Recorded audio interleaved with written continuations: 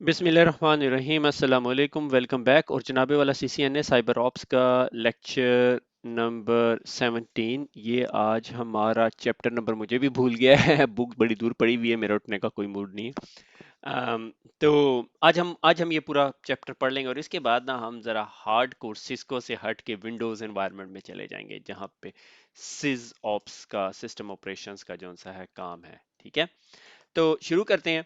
आज का चैप्टर जो है वर्चुअल प्राइवेट नेटवर्क का है। अगर आप सीसीएनए पढ़ के आए हैं तो आपने बहुत कुछ पढ़ा हुआ है इसके बारे में, आपने हैंड्स ऑन लैब की हुई है, सीसीएनए सिक्योरिटी पढ़ के आए हैं तो आपको इससे भी ज़्यादा डिटेल में पता है। तो हम इसको थोड़ा सा टच करेंगे और उसको टच करने के बाद आज की सीरीज को हम ख़त्म कर देंगे। मगर बीइंग सिक्योरिटी एनालिस्ट जो है आपको इन तमाम चीज़ों का पता होना चाहिए। मगर उससे पहले जाने से पहले मैं आपको ये बताता चलूँ कि उर्दू IT अकेडमी की वेबसाइट पे अब आपके पास सिक्योरिटी एनालिस्ट के क्वेश्चंस आ गए हैं। ठीक है ना? तो try to go through those questions, बड़े इंपॉर्टेंट क्वेश्चंस हैं और कुछ ऐसे हैं जो सीसीएनए साइबर ऑप से रिलेटेड भी नहीं है। तो try to do those questions. ठीक है, मैं अगले लेक्चर में उन क्वेश्चंस को हल्का सा रिव्यू कर लेंगे अगर याद रहा तो। ठीक है, तो what are वीपीएन्स?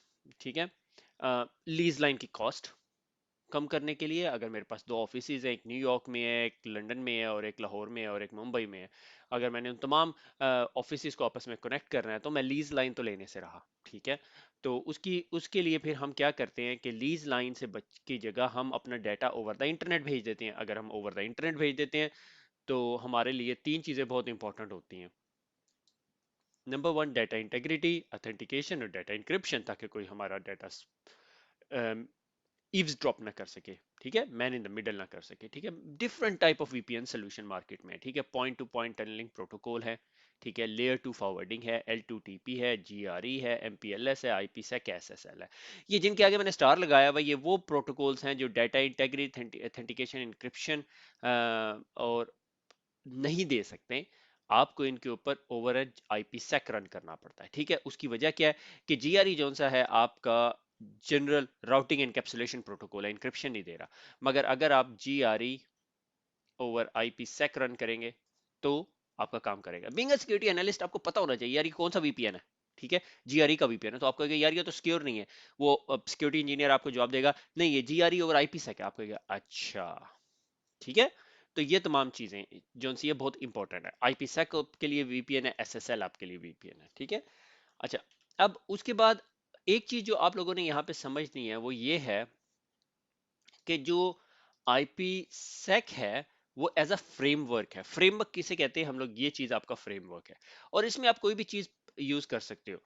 AH authentication header, ESP और AH कुछ भी कर सकते हो। हमें अब थोड़ी देर बाद आपके लेक्चर्स के बाद आपको पता चलेगा यार AH खत्म हो गया, कोई AH को यूज नहीं करता, उसकी लिमिटेशंस हैं। ठीक है, ये IPsec प्रोटोकॉल है। कॉन्फिडेंशियलिटी के लिए आपको इंक्रिप्शन चाहिए, डैश है, 3 है, डैश है, AES है, सील है। कल को पता चले यार डैश 3 डैश फारिग होगी, AES हम यूज कर सकते हैं।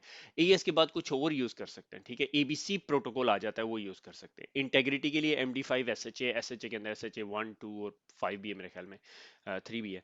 ऑथेंटिकेशन, ऑथेंटिकेशन प्री शेयर्ड की भी है, RSA भी है, डिजिटल सर्टिफिकेट्स वगैरह और वो डिफी हेलमन ग्रुप 1 2 3 4 5। ठीक है, हम इसकी डिटेल में नहीं जा रहे कि ये क्या करते हैं। ये चीजें आप लोगों को सारी चीजें पता है कि डेस्क किस तरह काम करता है, MD5 किस तरह काम करता है, RSA किस तरह काम कर सकता है, डिफी हेलमन किस तरह काम करता है। ठीक है, उसकी मैंने जो स्लाइड लास्ट टाइम भी दी थी, अब दोबारा इस लेक्चर के एंड पे दोबारा मैंने वो स्लाइड डाल दी है। ठीक है, ताकि आपको क्लियर हो जाए।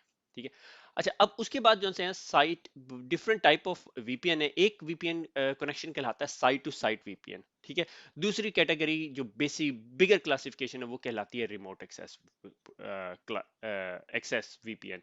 ठीक है, तो दो जनरल ग्रुप हो गए, साइट टू साइट VPN हो गया आपके पास और रिमोट एक्सेस VPN हो गया। साइट टू साइट VPN क्या कि मेरा एक ऑफिस है लंदन में और एक न्यूयॉर्क के अंदर है और मैंने उन्हें कनेक्ट करना है और वो 24/7 कनेक्टेड रहे।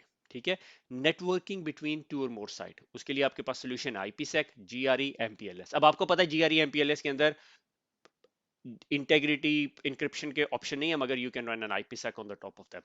ठीक है, तो ये हो गया साइट टू साइट VPN जो 24/7 आप रहते हैं। ठीक है, दूसरा type of VPN is called remote access VPN। Remote access VPN क्या होता है कि कोई यूजर वर्क फ्रॉम होम कर रहा है, ठीक है, या रिमोट साइट कर रहा है या ऑन द मूव है, चल रहा है, एक जगह से दूसरी जगह जा रहा है।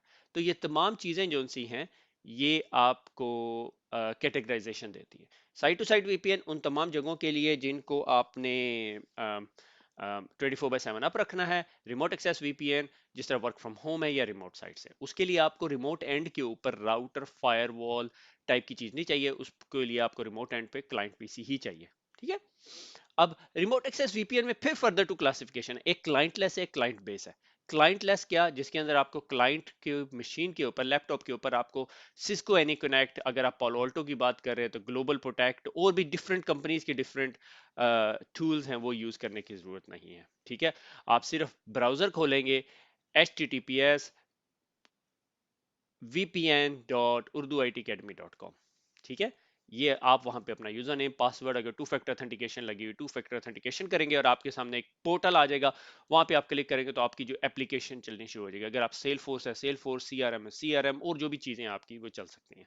ठीक है। मगर क्लाइंट बेस्ड वीपीएन क्या, कि आपके पास ये आईपीसेक बेस्ड वीपीएन है। ठीक है। जिस तरह आपका साइट टू साइट वीपीएन में आईपीसेक काम करता है, रफली उसी तरह काम हो रहा है इसमें भी। और ये क्या करेगा, आपके पीसी को जो सा है उस नेटवर्क का मेंबर बना देगा। जबकि क्लाइंटलेस वीपीएन के अंदर जो एसएसएल वीपीएन है, उसमें आप उस नेटवर्क का मेंबर नहीं बने, उसमें बैठ के आप पिंग नहीं कर सकते। मगर जब आप क्लाइंट बेस्ड वीपीएन करेंगे तो आप ऐसे हैं जैसे अपने ऑफिस के डेस्कटॉप पे बैठे हुए। ठीक हो गया। आगे चलते हैं। तो ये जो सा है ना, ये मैंने स्लाइड जो सी है सिस्को से लिए। Full network access, Cisco VPN client जो है आपको फुल नेटवर्क एक्सेस देते हैं। ठीक है। ये आपको इंजीनियर्स, अकाउंट मैनेजर, ठीक है। और ये client less layer 7, I don't know why they meant layer 7, client less any connect VPN client. और इसके लिए जो सा है आपके पास पार्टनर डॉक्टर्स, अगर कोई आपने एप्स पब्लिश की हुई है। ठीक है। ये इतना क्लियर, उसे क्या कहते हैं, डिफ्रेंसिएशन नहीं दिखाई हुई इन लोगों ने। ठीक है। मगर मैंने आपके लिए एक स्लाइड ऐड की थी, मेरे ख्याल में आखिर में हमने निकाल दी थी। तो आ, ये हम रिमोट एक्सेस वीपीएन के अंदर दो डिफ्रेंसिएशन की बात कर रहे हैं। ठीक है। एक क्लाइंट लेस है और एक जो सा है क्लाइंट बेस्ड है। जो क्लाइंट बेस्ड वीपीएन है उसमें आपको फुल नेटवर्क एक्सेस मिल जाती है। क्लाइंट लेस के अंदर आपको सॉर्ट ऑफ सिर्फ एप्लीकेशन आपको पोर्टल पे नजर आनी शुरू हो जाती है, आप उनको क्लिक करते हैं और यूज कर सकते हैं। ठीक है। अच्छा, अब आ जाते हैं हम आईपी सेक, क्योंकि आईपी सेक अपनी देर से हम बात कर रहे हैं कि आईपी सेक जो है ना, इन तमाम चीजों का के अंदर यूज होने वाला फ्रेमवर्क है। ठीक है। आईपी सेक का एक इंपॉर्टेंट कंपोनेंट जो है ना, वो आइक है, internet key exchange protocol, to negotiate and establish a secure site to site और remote access VPN टनल। यानी एक site to site remote access VPN tunnel जो सी है वो बनाने के लिए। ठीक है। आइक जो सा फ्रेमवर्क है, जो आइजाकैम से मिला है। ठीक है। तो और आरएफसी के अंदर डिफाइंड किया हुआ है। आइक वर्जन 2 भी आरएफसी के अंदर है। आइक वर्जन 2 थोड़ा सा एडवांस किस्म का है, मोर एफिशिएंट है, कुछ नेटवर्क्स में यूज होता है। ठीक है। अच्छा, अब आइक जब है, जब हमने ये दो डिवाइसेस हैं, ये जो दो राउटर्स हैं, उनके दरमियान में जब हमने कनेक्शन स्टैब्लिश करना है, तो आइक जोन सा है वो दो फेजेस से गुजरता है। ये की कंपोनेंट, अगर आपने ये समझ लिया आपको आईपी सेक याद हो जाएगा। ठीक है। Phase one is a management traffic, कि अगर सबसे पहले स्टेज के ऊपर ये पीयर है, से फॉर एग्जांपल इसका आईपी एड्रेस है 1.1.1.1, इसका 2.2.2.2। ठीक है। इन दोनों ने आपस में एक दूसरे के साथ कनेक्शन स्टैब्लिश करना है। और ये जो सा है secure bidirectional communication between an IPsec peer. IPsec peer किसे कहेंगे हम, ये एक आईपीसेक पीयर है, ये एक आईपीसेक पीयर है, इनके दरमियान कनेक्शन बना लेगा। ठीक है। ये जो सा है, ये आइजैक ऐसे बन गया। ठीक है। यूनी डायरेक्शनल लिखा हुआ, ये बाई डायरेक्शनल होता है। ठीक है। ये मैनेजमेंट ट्रैफिक के लिए, कि भाई कितनी देर के लिए हमारे कनेक्शन हुआ हुआ है, मैनेजमेंट से रिलेटेड तमाम ट्रैफिक इससे जाती है। अगर आप आईएसडीएन का जमाना यूज याद करें तो ये आईएसडीएन बीआरआई के अंदर 2B+1D होता था ना, 2B+1D था, हाँ। ठीक है। तो इसी तरह मैनेजमेंट ट्रैफिक इसके अंदर से जाएगी। ये आपकी नेटवर्किंग की जो ट्रैफिक है, या एक मशीन से दूसरी मशीन की जो ट्रैफिक है वो नहीं जाएगी। उसके बाद फेज वन कंप्लीट होने के बाद फेज टू एस्टेब्लिश होता है। ठीक है। उसे हम जो है आइक फेज टू कहते हैं, उसमें डाटा ट्रैफिक होती है। ठीक है। और उसके अंदर जो सा आईपीसेक एसए जो सा है वो एस्टेब्लिश होता है। और वो जो सा है यूनी डायरेक्शनल होता है। ये पता नहीं मैंने क्या क्या गलती की हुई है, यूनी डायरेक्शनल ऐसे होता है। ठीक है। सिक्योरिटी एसोसिएशन, हम देखेंगे सिक्योरिटी एसोसिएशन क्या। ठीक है। अम, अगर मैं ये कमांड मैंने दिखाई हुई है, शो क्रिप्टो आइक वन ऐसे, ये जो फेज वन का जो आइजैक कैंप ऐसे। ठीक है। शो क्रिप्टो आइजा कैंप ऐसे भी कर सकते हैं, ठीक है, आइजा कैंप ऐसे ज्यादा बेहतर कमांड है। और आईपीसेक एसए जो सा है वो फेज 2 के स्टेटस चेक करने के लिए, ये आईपीसेक एसए। और ये देखिए यहाँ पे आपको बता रहा है कि एक्सेस लिस्ट लगी हुई है, कहाँ से आईपी एड्रेस कहाँ तक जा रहे हैं, इनक्रिप्टेड ट्रैफिक और सीक्वेंस नंबर, और इसके अंदर बहुत ज्यादा डिटेल्स भी आ सकती है, ठीक है। वो हम मेरे ख्याल में मिस कर रहे हैं, ठीक है, उसमें एसपीआईज की कहानी आ जाती है, मगर आपकी बुक ने उसको फोकस नहीं किया। मगर मैं आखिर में मेरी कोशिश है ये सारे कॉन्सेप्ट पढ़ा के एक डायग्राम बना लें हम लोग। जब वो डायग्राम बना लेंगे ना तो आपको सारी चीजें जो से है वो क्लियर हो जाएंगी। अच्छा, आइक फेज 1 में हुआ क्या कि एक इनिशिएटर होता है और एक रिस्पॉन्डर होता है, ठीक है। और इसके अंदर आइक फेज के अंदर नेगोशिएशन क्या होती है, encryption algorithm, hashing algorithm, Diffie Hellman algorithm, authentication का मेथड के अप्रिशिएट की यूज कर रहे हैं, वेंडर स्पेसिफिक अगर कोई एट्रीब्यूट्स है वो सारे के सारे हम लोग इसके अंदर डालते हैं, ठीक है। अच्छा, ये जो आइक फेज 1 है ना, इसमें दो मोड्स होते हैं, एक मेन मोड होता है, एक एग्रेसिव मोड होता है। मेन मोड में हम सिर्फ 6 पैकेट एक्सचेंज करते हैं, ठीक है। It is always suggested to use a main mode. तो अब मेन मोड के अंदर जो हम लोग जो से हैं 6 पैकेट्स एक्सचेंज करते हैं, और एग्रेसिव मोड के अंदर 3 पैकेट, ठीक है। तो अब आप यहाँ पे पूछेंगे कि भाई कौन सा प्रेफरेबल है, डेफिनेटली मेन मोड है, ठीक है। तो होता क्या है कि जो सा है इनिशिएटर जो भी डिवाइस इनिशिएट करती है, सिस्को की न्यू एएसएस हैं, ठीक है। अब एएसए की शक्ल चेंज हो गई है, ठीक है। ये तो एएसए है, छोटे मॉडल, अगले मॉडल को फायर पावर कहते हैं ये लोग। कि इनिशिएटर जो सा प्रपोजल भेजता है, इंक्रिप्शन प्रोटोकॉल भी बता दिया, MD5 भी बता दिया, डिफी हेलमन ग्रुप भी बता दिया, और फेज 1 पैरामीटर नेगोशिएशन कंप्लीट हो जाती है।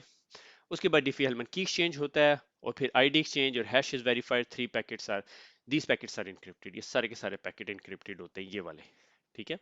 और ये आपका आइक फेज 1 हो गया। अब आपका मैनेजमेंट चैनल बन गया, अब आपका आइक फेज 2 शुरू हो जाएगा, ठीक है। अब इसके अंदर जोन से है ना 3-4 चीजें हैं नेट रिवर्सल की। अगर आपकी आईपी सेक की पैकेट जोन सा है, ट्रैफिक जोन सी है, वो इनके बीच में कोई एक ऐसी डिवाइस है जो नेट कर रही है, ठीक है, तो वो एक मसले की बात है। उसकी वजह ये है कि ये जो आपके पैकेट हैं ये इंक्रिप्टेड होते हैं यूजिंग ईएसपी, ठीक है। ईएसपी मैंने यहाँ पे एक्सप्लेन किया मेरे ख्याल में, ईएसपी मैंने एक्सप्लेन नहीं किया, मैं मेरे ख्याल में आगे जाके एक्सप्लेन कर दूँ, है आगे स्लाइड है, ठीक है। और it's not a net friendly. उसकी वजह ये है कि ये जो सा आपका ईएसपी आपके लेयर 4 का प्रोटोकॉल है, ठीक है। और ये जो सा है पोर्ट्स नंबर्स नहीं यूज करता, ठीक है, ये एसपीआई यूज करता है, ठीक है, सिक्योरिटी पैरामीटर इंडेक्स, ठीक है। और ये जो से हैं, जब आपकी नेट डिवाइस होती है वो तो नेट चेंज करती है, पोर्ट नंबर चेंज करती है, यहाँ पे तो पोर्ट नंबर नहीं होता। तो उसकी वजह से आप ये जो डिवाइसेस हैं ये एक कॉन्सेप्ट यूज करते हैं जिसे कहते हैं पास थ्रू वीपीएन। अगर इन्हें लगता है कि रास्ते में कोई नेट डिवाइस है, तो आपकी जब सिस्को का वीपीएन एस्टेब्लिश कर रहे होते हैं ना, वहाँ पे एक चेकबॉक्स होता है, एनेबल अ नेट रिवर्सल, ठीक है। और वो क्या करता है, इस सारे के सारे पैकेट को यूडीपी 4500 के अंदर डाल के भेज देता है, ठीक है, इनकेप्सुलेट करके भेज देता है। मेरे पास आगे स्लाइड है। अच्छा, ये स्लाइड ना, ये स्लाइड बहुत इंपॉर्टेंट है। उसकी वजह ये नहीं है कि मुझे बहुत पसंद है, उसकी वजह ये नहीं है कि ये आपकी बुक में डिफाइन की हुई है, ये आपको रियल प्रैक्टिकल लाइफ के अंदर बहुत काम आती है, ठीक है। ये आपके जो से मेन मोड के जो 6 पैकेट है ना, ये शेयर हो रहे होते हैं, ठीक है। शो क्रिप्टो आइजैक ऐसे, ठीक है। जिससे आप करते हैं ना, आपको आगे ये मैसेज आ रहा होता है, message 2 waiting, message 3 waiting, message 4, message 5, message 6, phase 1 complete, ठीक है। अगर आपको वो आउटपुट नजर आती है और आपको नजर आ रहा है वेटिंग मैसेज 3, तो ये, या वेटिंग मैसेज 4, तो आपको पता चल जाता है आप स्टक किधर हुए हुए हो, ठीक है। ये बहुत इंपॉर्टेंट ट्रबल शूटिंग गाइड है, not related to with you guys. मगर आप कभी भी रियल टाइम में अगर आईपी सेक की कम्युनिकेशन या एस्टेब्लिशमेंट में फंस जाते हैं, मुझे बहुत सारे लोगों की कॉल्स आती है, सर आईपी सेक नहीं एस्टेब्लिश हो रहा, मुझे खुद नहीं आता आईपी सेक कैसे करते हैं। तो फिर मैं उन्हें बताता हूँ, यार ये गूगल करो, ये इमेज बहुत अरसे से है, और ये जब से मैं आईपी सेक कन्फिगर कर रहा हूँ मैं इसी डॉक्यूमेंट पे जाके फंसता हूँ और यही डॉक्यूमेंट मैं खोलता हूँ, ठीक है ना। तो उसके बाद आ जाता है आइक फेज 2। यही वो स्टेप, अब चैनल 1 हमारा स्टैब्लिश हो गया, अब हमने चैनल 2 स्टैब्लिश करना है, ठीक है। उसी में इंक्रिप्शन एल्गोरिदम है, आईपी सिक्योरिटी एसोसिएशन है, और इसके अंदर जो सा है एक क्विक मोड है, ठीक है, और एक मेन मोड कहलाता है, ठीक है। और इसमें 2 एसेस बनते हैं, यानी जो से हम मैंने कहा था यूनी डायरेक्शनल होता है, कि एक इस डायरेक्शन के लिए जो ट्रैफिक आ रही है और एक इस डायरेक्शन के लिए जो ट्रैफिक आ रही है, उसे हम सिक्योरिटी एसोसिएशन कहते हैं। एक इनबाउंड होता है, एक आउटबाउंड होता है, और तमाम सिक्योरिटी एसोसिएशंस को एसपीआई डिफाइन करते हैं, ठीक है। और इसके अंदर एक मोड होता है ट्रांसपोर्ट मोड और टनल मोड, ठीक है, उसको हम देखेंगे अभी, ठीक है। प्रपोजल भेजा हमने, ठीक है, ऐसे प्रपोजल आ गया, कंप्लीट हो गया, क्विक मोड हो गया। अब इसके अंदर ट्रांसपोर्ट मोड और टनल मोड क्या है? ट्रांसपोर्ट मोड के अंदर जो पूरे का पूरा हमारा टीसीपी का पैकेट है और आईपी का पैकेट है, ठीक है, ट्रांसपोर्ट मोड में ये सारे का सारा इंक्रिप्टेड होता है। टनल मोड के अंदर ये सारे का सारा इंक्रिप्टेड होता है और न्यू आईपी हेडर लग जाता है। ठीक हो गया? ये बहुत इंपॉर्टेंट चीजें हैं समझने के लिए। आगे चलते हैं, ये आ गया ESP एंड AH। AH को याद करें कि ये ऑथेंटिकेशन हेडर है, ठीक है, ट्रांसपोर्ट मोड और टनल मोड के अंदर यूज हो रहा था। ये पुराना प्रोटोकॉल है, कोई नहीं यूज करता, सब लोग जो से ESP को यूज करते हैं। और ESP के अंदर जो सा है ये ट्रांसपोर्ट मोड है, कि ये आपका डाटा है, इसको हमने इनक्रिप्ट कर दिया, ESP का हेडर लगा दिया, IP का हेडर उसी तरह रहने दिया, ये जो IP का हेडर है ये सेम है। टनल मोड के अंदर हमने ये सारे का सारा इनक्रिप्ट किया और फिर नए सिरे से एक न्यू हेडर लगा दिया। उसकी वजह ये, फिर आपकी जो इंटरनल IP हेडर है ना, ये नजर नहीं आता, मगर उसकी वजह उससे ये होता है कि आपकी एफिशिएंसी थोड़ी सी डिक्रीज होती है, मगर it's always recommended to use a tunnel mode, ठीक है। अच्छा, यहाँ पे मैं इस वीडियो को स्टॉप करके एक एम्प्टी स्लाइड इंसर्ट करता हूँ, ठीक है, या इसी स्लाइड का ये डाटा को डिलीट कर देते हैं और हम ना एक VPN स्टैब्लिश करते हैं, ठीक है। तो अगर मैं इसको डिस्कार्ड करूं और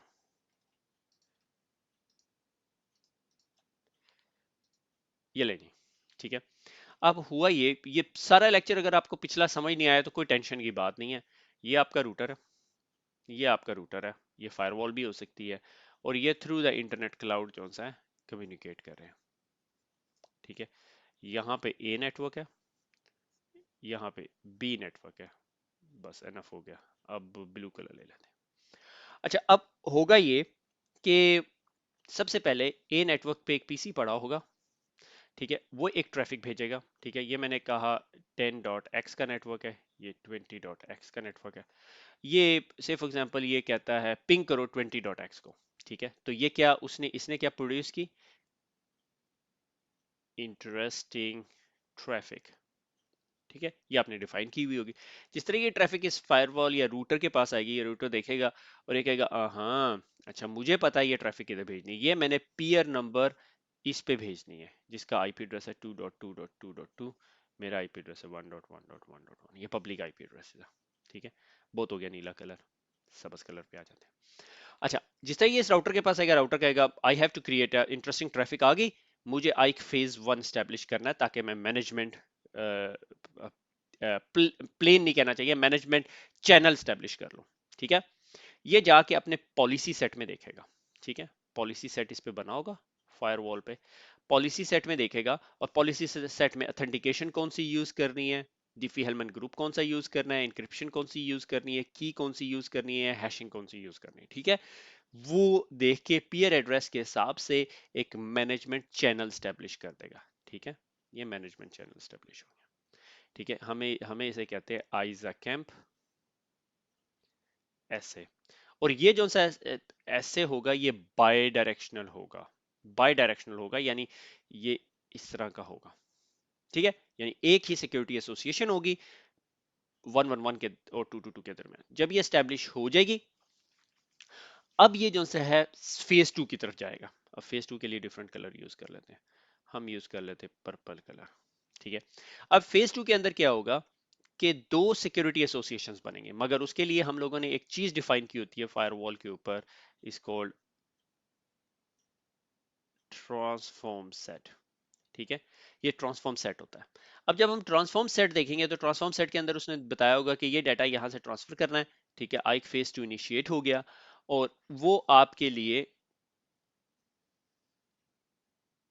दो सिक्योरिटी एसोसिएशंस बनाएगा, ठीक है। और इन सिक्योरिटी एसोसिएशंस के साथ एक यूनिक पैरामीटर यूज करता है which is called SPI, security parameter index, ठीक है।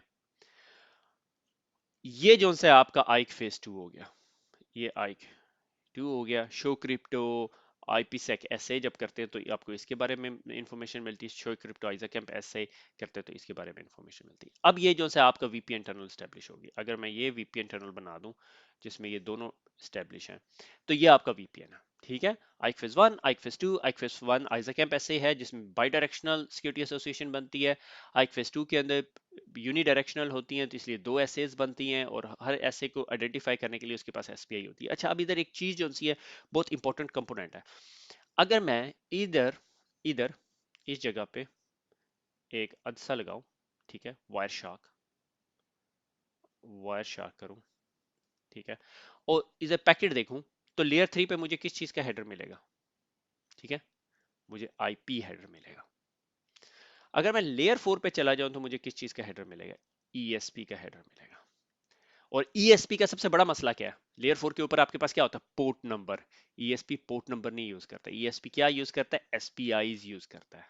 तभी याद है आपको मैंने जब कहा था जब नेट डिवाइस आ जाती है तो ESP डजंट लाइक इट, तो हमें उस पूरे के पूरे पैकेट को UDP इनकैप्सुलेट करना पड़ता है, ठीक है।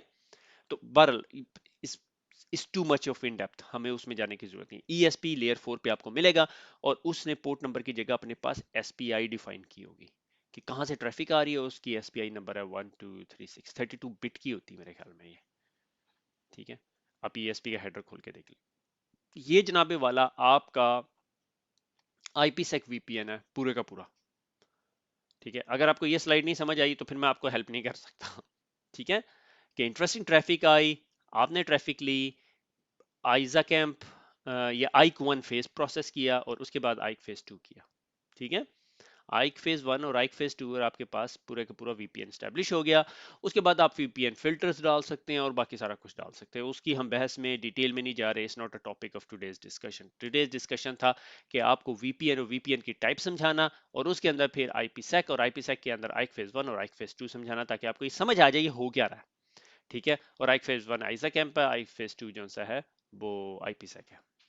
अच्छा, इसके अंदर एक और चीज जो सा आइक वर्जन 2 आया, ठीक है। मैंने एक आधी डिप्लॉयमेंट देखी है आइक आइक वर्जन 2 की, तो सिंप्लीफाइड की मैनेजमेंट अगर आप की एक्सचेंजेस वगैरह कर रहे हैं और की आइक version 2 is a simpler and more efficient exchange RFC 5996, ठीक है।